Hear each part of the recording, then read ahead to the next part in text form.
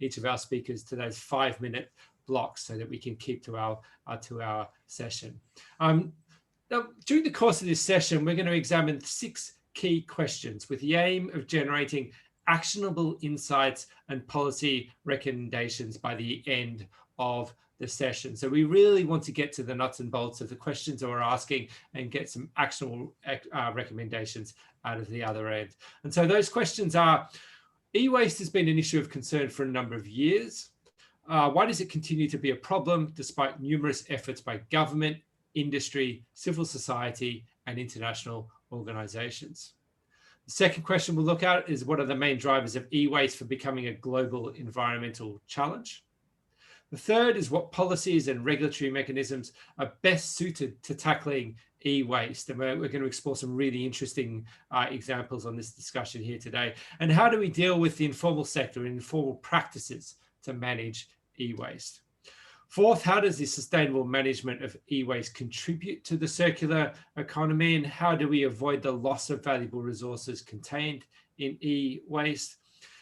Fifth, can regional cooperation provide solutions to support developing countries lacking capacities for dealing with e-waste? So we'll look at that coordination that can happen between developed and developing markets. What role can industry play in dealing with e-waste in a sustainable way? Are there innovative solutions to e-waste from the manufacturing design perspective? So lots to cover today, so I'm going to get straight into it. First, I just want to set the scene around e-waste, and much of what we will talk about today does build on the work which was done by the Basel Convention, the wide-ranging policy and standard tools which were developed and agreed by its 188 parties to support the management of e-waste in an environmentally sound manner. Excuse me. And I would like to welcome Rolf Payet, excuse me, who is the Executive Secretary of the Bâle, Rotterdam and Stockholm Conventions. Welcome, Rolf, to the session today. Thank you for joining us. Just a question for you, in order to paint the scene and set the scene for this, just to understand, is the Bâle Convention doing its job? Do we have all the regulatory processes we need to tackle these problems? Thank you very much, Charles. And good morning, good afternoon, good evening to all colleagues and participants. And it's an honor for me to provide some context to the discussions this morning. Now, if we look at what the Basel Convention was designed for, and many people, forget the preamble or the founding preamble of the Basel Convention. The founding preamble of the Basel Convention is basically threefold. The first one is to protect human health and the environment. So at the end of the day, we should be putting in all efforts, all energy and all resources in whatever economic activity that we do or any products that we do. The primary aim of putting those products on the market and getting people to use them is ultimately also to ensure that these products protect human health and the environment. Not only when you are using it, I know companies spend millions to do research on ensuring that the equipment or the electronic equipment that we use is safe for us to use every day, but spend relatively less on when we have finished using this equipment, on how we can keep it safe and healthy for the environment. And I think that is one of the first principles upon which the Basel Convention is set up. The second principle is to do with how we look at a product, at the products and chemicals that we use, adopting a life cycle approach, which means that we consider, and it's related, of course, to the first principle, is when we develop a product, is we look at the whole life cycle. We don't leave the waste part to others. We don't forget about it. We don't put it somewhere where nobody sees it until it becomes a problem. The third one, and for me that's very important, is that countries or with sovereign rights, parties to the Basel Convention, it is the responsibility of those countries to deal with those types of wastes or these types of products, because these are being used by the population of that country, by the consumers in that country. When we try and shift this responsibility to the planet or to another country, then of course it touches on the whole aspect and the fundamental right for every human being to enjoy a clean and healthy planet. And that is the basis for Agenda 21, the whole Rio discussions on sustainability. But Basel Convention has this, ingrained in the convention. Now, of course, not all countries, and I come from a small island, and Singapore is also another small island, where you don't have the capabilities and capacities to deal with the complexity of, say, for example, to recycle a mobile phone. So what the Basel Convention provides for is the transboundary movement of waste so that they can go to countries who have the capacities and capabilities to deal with those wastes, to be able to recycle and, of course, manage those wastes in a sound manner. And this is the foundation of the Basel Convention. So it allows the world, the planet, the countries, the people to really take responsibility for their waste, look at it from a whole picture of that we are responsible for using those equipment and generating those waste, and providing opportunities for industry, for countries to develop the technologies for us to reduce the impacts of this waste. But what we've seen, of course, is we have, as you know, and I keep repeating this all the time, is we are close to every year generating 50 million tons of electronic waste. And by 2050, we will have 120 million tons of waste to deal with annually. And what is more worrying is that only 17.4% of this waste is actually collected and recycled, which means that it begs the question, where is this waste going? It is first going to landfills, whether it's properly managed or poorly managed. Secondly, it is illegally shipped across the world where there's no capacity. And thirdly, it is illegally traded, of course, to regions where children then needs food, or where women needs food, or where people need food, and they get these electronic materials and they just burn them, and they try and extract the gold and other precious resources from those materials. So the Basel Convention really creates that framework for countries and stakeholders to engage together to address this issue. And of course, the Basel Convention has been instrumental in pushing this forward by developing guidelines, by creating partnerships among industry. For example, we had the Partnership on Action on Computing Equipment, which generated guidelines which work with industry for looking at computing equipment and mobile phones, on how we can make them more recyclable.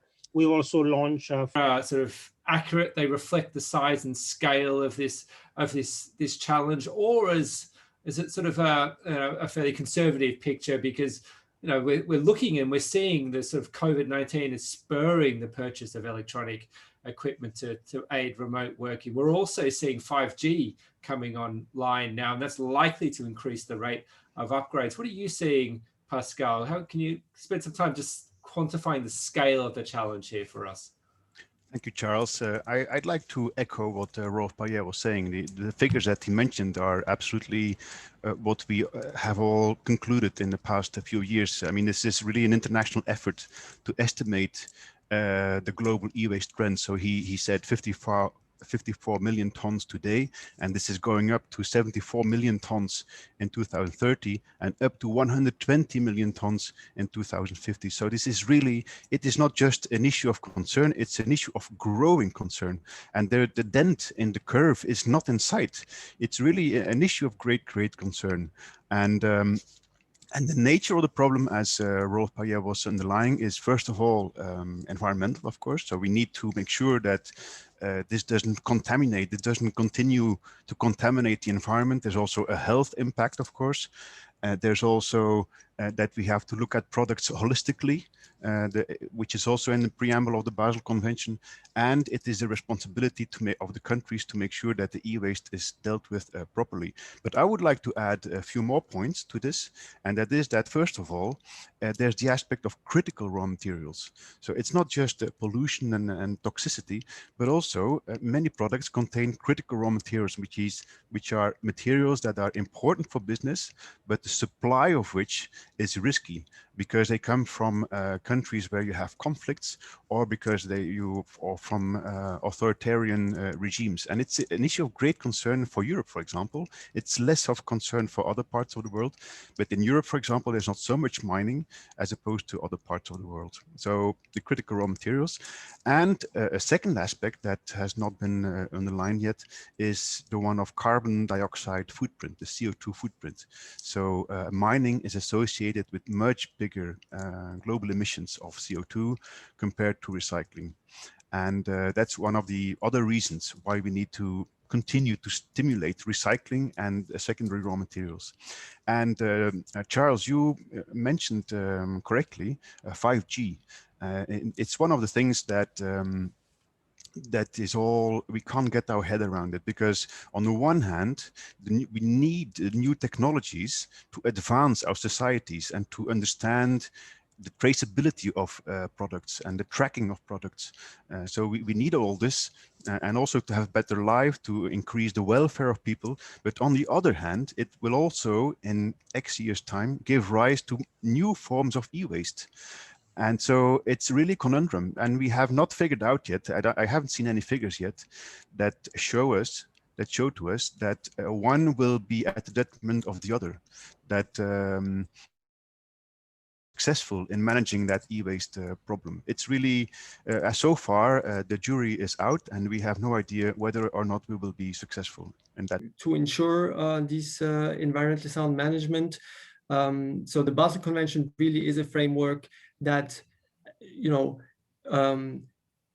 helps parties to take up that responsibility, but also to ensure the parties can get help, and the parties can get also protection through different procedures that are in place. And so I think it's all actors, and the governments do have a very important role to play, would be my response to you. Thank you. I think it's a developing nations such as your own. Cynthia. Thank you very much for the presentation and the participation.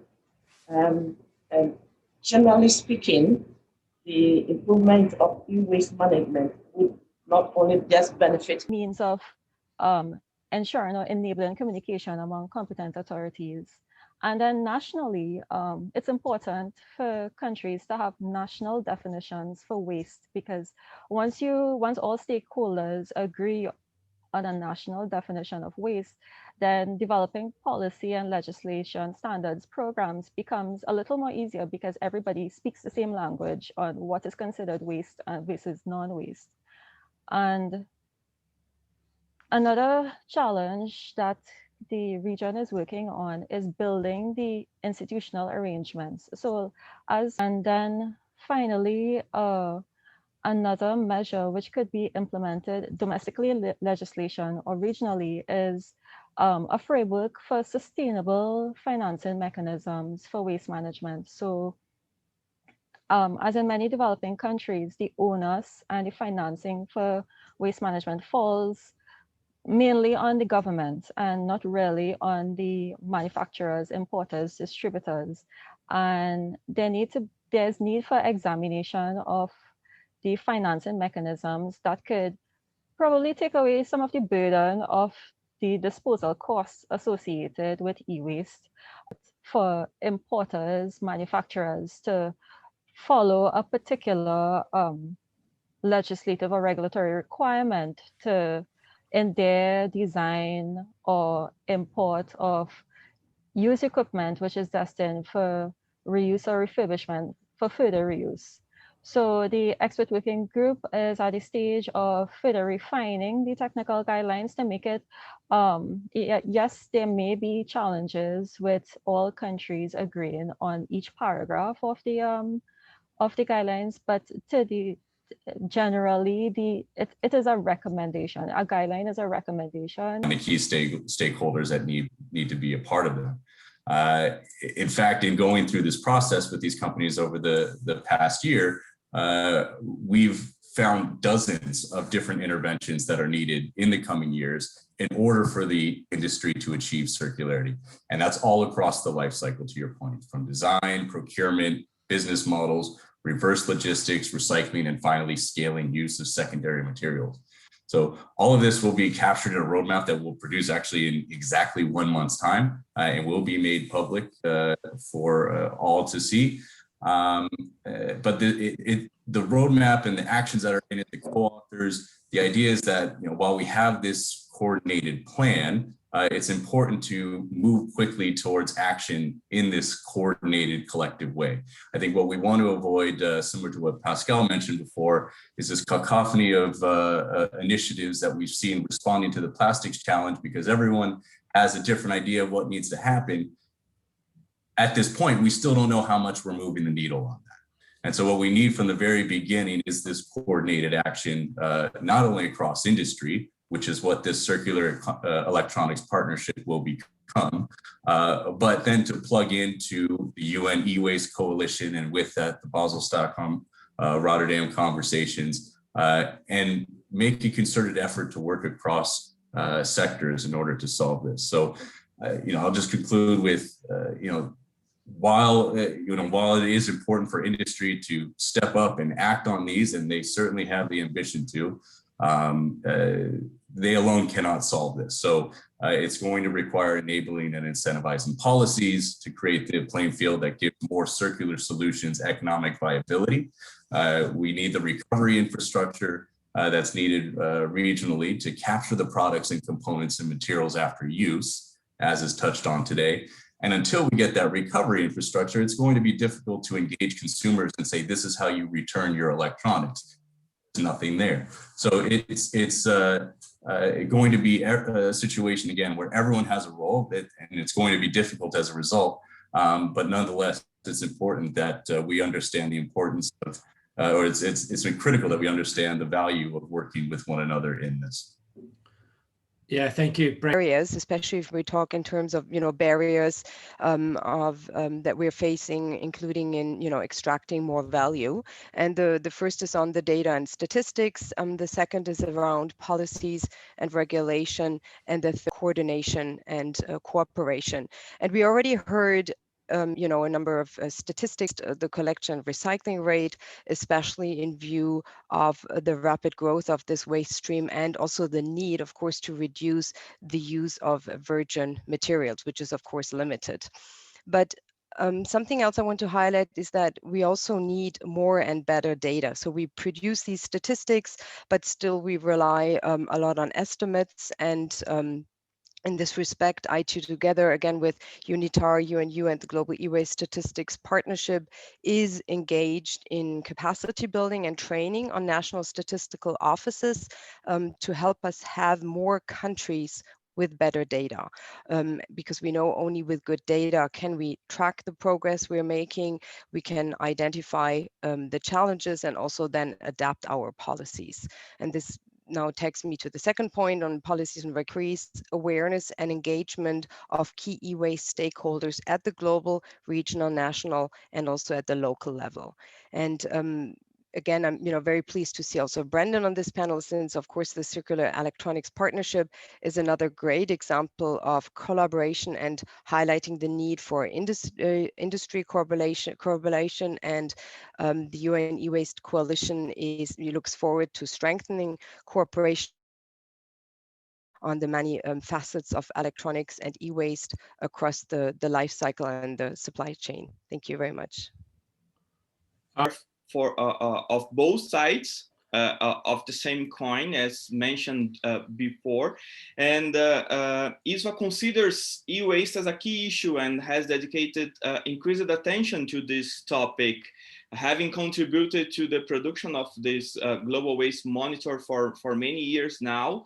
And what we see is that with changing consumption and production patterns, electronic equipment have become a part of every aspect of our daily lives, as it has been said as well. And we know that nowadays there are considerably more electronic equipments than people in today's generation. So this is an increase into the way we design, the technology we create. It's sort of the holy grail question that we want to know here. Yeah, Charles, what I would say is first you have to divide the electronics into what I'll call enterprise electronics versus consumer electronics.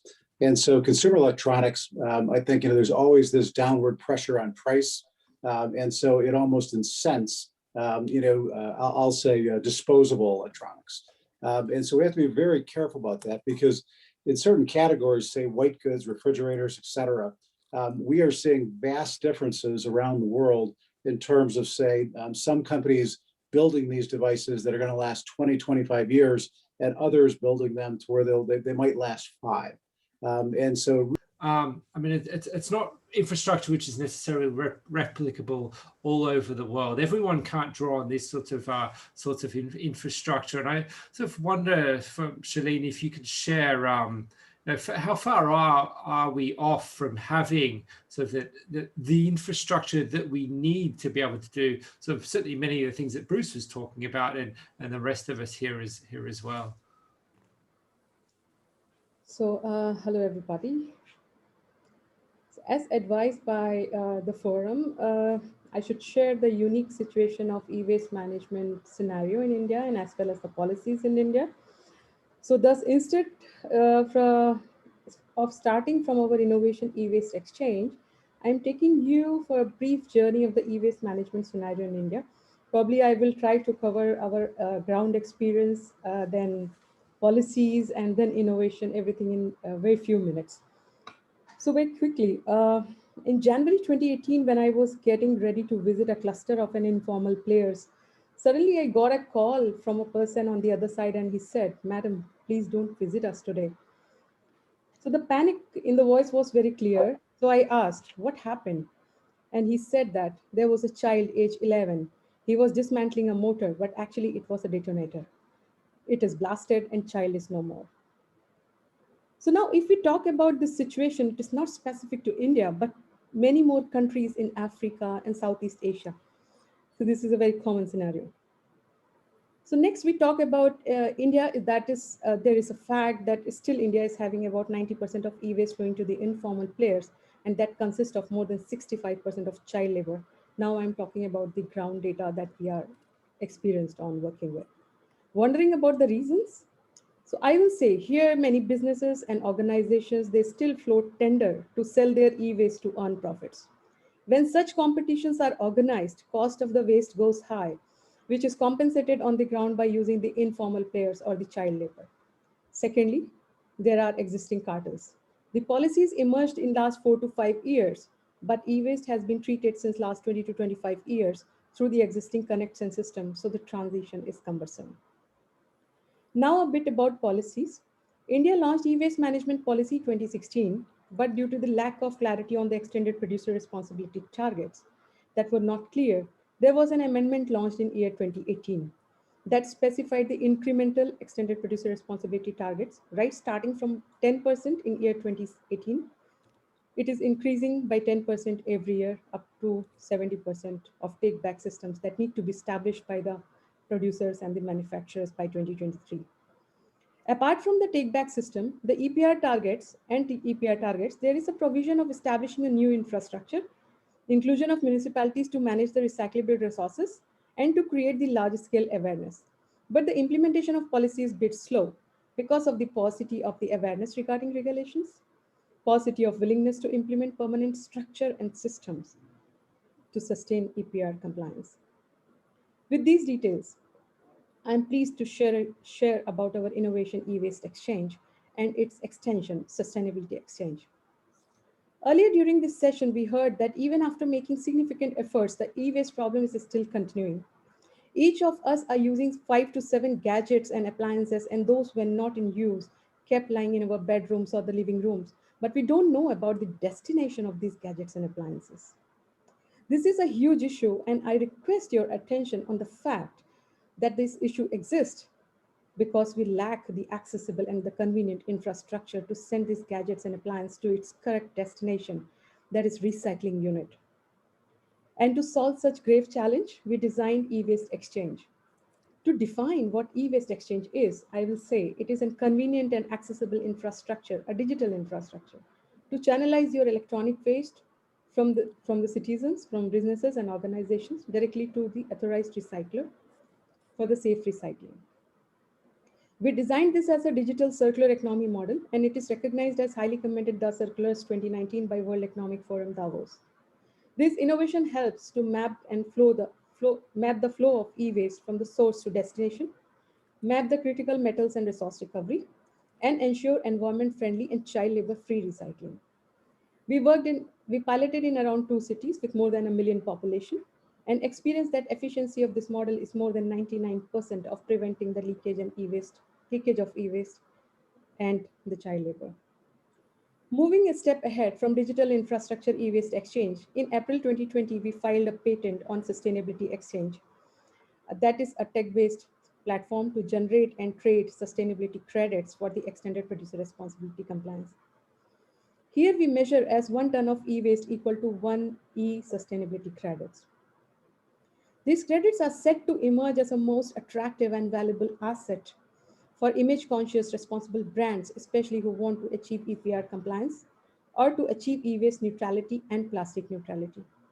Of course, the carbon calculators at the back end will help to achieve carbon neutrality too. Most importantly, the data is useful for the governments to assess the status of EPR compliance in their states and help them for informed decision-making. Fair mechanism help strengthen the recycling infrastructure in the countries, and fair wages lead to the streamlining the informal sector. These are the ways we are working to transform the e-waste management sector across India and similar economies. I look forward associating and working with UN Science Business Policy Forum and the decision makers and all here today. Thank you. Thank you, Shalini. That's really interesting. So you said you're focused on 2 cities at the moment. I'd be interested to see sort of how that is able to be sort of scaled up and spread out and applied to other areas. I mean, clearly the having the right infrastructure in place is critical for us to be able to achieve what we need to achieve. And it's clear that there are many places where that infrastructure doesn't exist. I want to touch on that, Bruce, if I could ask you a follow-up question around that. I mean, as is always the case, you need to build a strong business case to be able to do this, to have in this sense a strong circular e-waste value chain for the private sector. There has to be a business case. It has to be make sense commercially. Do you have thoughts on sort of how far we are away from having solid business cases? Are there good examples out there that you have seen of good business cases for this? Yeah, I think if you take a look across industries, you'll see that the more that we can design electronics to be refurbished and remarketed, we can extend the life of these and actually just reduce the size of the problem. And you've seen it in different industries, in automotive, where major companies get involved in the aftermarket of the fleet, right? And you are seeing that in the handset industry now, where the companies that produce the handsets are pulling those back in as fast as they can, because it does allow them to refurbish and repurpose those for other markets. And so again, it extends that life and reduces the raw manufacturing that is out there. And I think some of the challenges that I think people have brought up are really critical. When you try to do track and trace in order to recover those assets, and bring them back at end of life, that's very tricky. Most serialized assets that enterprises have, they track those things pretty tightly, because they're depreciating them. They're recovering them when their employees leave, things like that. That's not true in the consumer market. The most likely place in the consumer market is actually going to be warranty. So when you look at it, if the consumers and the producers were actually registering these warranties, and bringing that back together, you'd have a chance at implementing track and trace at the consumer level. But unfortunately, that technology right now, the way that process is run, less than 15% of the people actually return that warranty card. And so that's been a problem in the industry for decades. So track and trace of consumer has been very, very difficult to do. But I do think that as we see more connected products, that warranty registration is going up. So now you've actually got it from producer through retail into the consumer's hands. And if you think about it, every consumer that owns an automobile, of course, it's licensed. It's, the government knows that you have it. You have to insure it. So I think we need to take some of those concepts and try to miniaturize those. And then that way, by the time we get over to places like the e-waste exchange, you're actually working with some information about what is it that's in front of me. I've got this device that's come back. And that's really where some of the automation technology is coming in, Charles. When you take a look at what we can do with visual analytics, and literally using an advanced camera, take a look at a product and know that this particular device is this model. If we get the serial number, we'll actually know what's inside there, what is available in there to be recovered, right? And that's a major problem and a major cost as you get into that whole disassembly and liberation, process. Thank you, Bruce. We've got a little bit less than 10 minutes to go.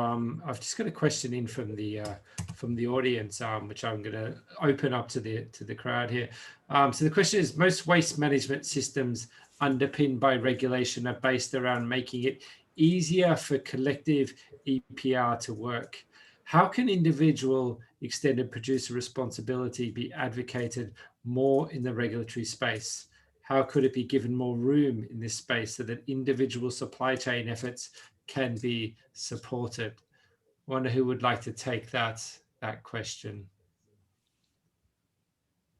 Anybody keen?